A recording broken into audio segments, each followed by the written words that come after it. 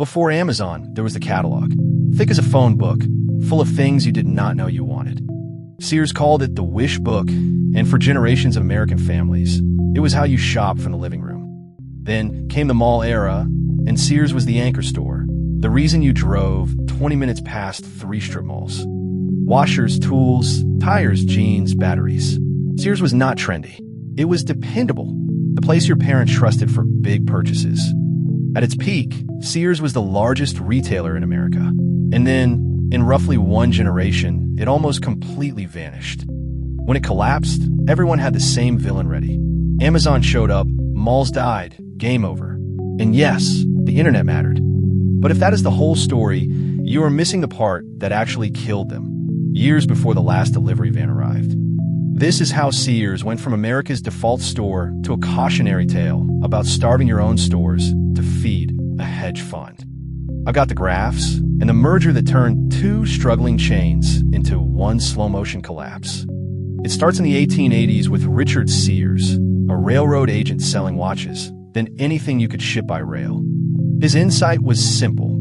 If the railroad reaches your town, the store can too, without building a store on every corner yet. Farm families could order a stove, a dress, a rifle, and have it show up at the depot. That was revolutionary retail. Over time, Sears built brands people trusted for decades. Craftsman tools, Kenmore appliances, Die-Hard batteries. When your parents bought a washer, they did not Google reviews for 6 hours. They went to Sears and bought a Kenmore. Tires, batteries, oil changes. Sears Auto Center was another repeat revenue machine hiding inside the department store. Kids circled toys in the wish book the way they scroll Amazon today, except the delivery took weeks, and that was part of the magic. When suburban malls exploded after World War II, Sears became the anchor tenant, the big store that pulled every smaller shop along with it.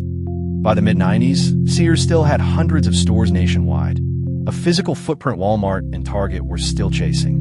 Revenue climbed into the tens of billions. On paper, Sears had won the 20th century. If you lived through the 70s or 80s, Sears was not a brand you debated. It was where America bought the boring, important stuff. It even put its name on the tallest building in the world for a while, because when you're America's retailer, you act like it.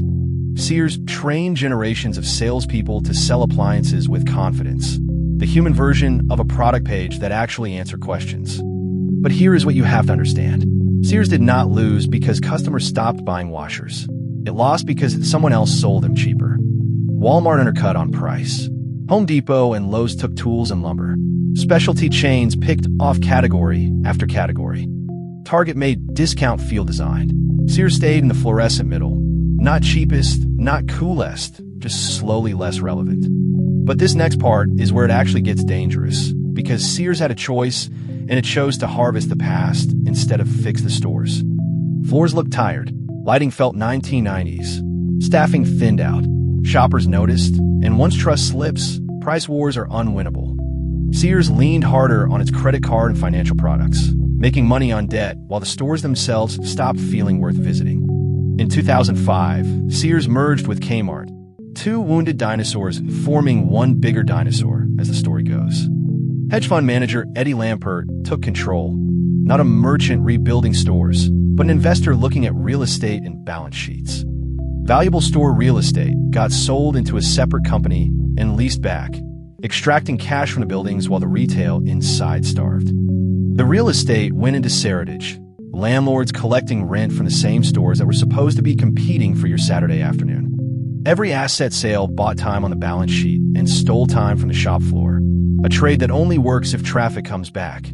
Lampert reportedly split brands into competing internal units, Sears versus Kenmore versus Die-Hard, so they fought each other instead of Walmart. Meanwhile, Amazon rebuilt the Sears catalog model for the internet.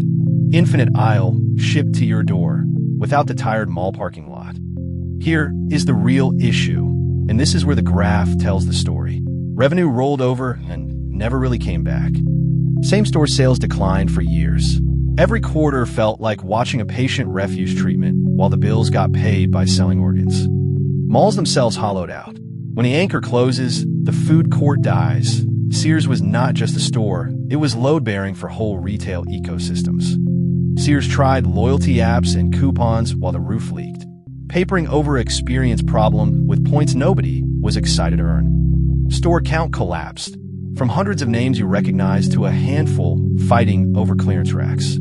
In October 2018, Sears filed for Chapter 11 bankruptcy, more than a century after the first catalog made it famous. A shrunken chain limped on. Craftsman and Die Hard lived on through licensing deals. The brands outlasted the stores that built them. So no, Sears did not die because Americans stopped buying toasters. It died because leadership treated stores as cash machines, not assets to renew.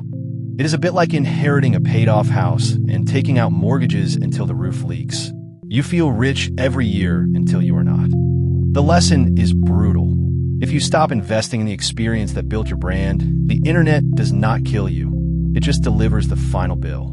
So let me ask you, did you grow up with a Wish book or a Sears appliance in the basement? And when was the last time you walked into one? And which big box retailer do you think is making the same mistake right now? Harvesting stores instead of fixing them? Tell me in the comments. And if you want more stories like this, you know what to do.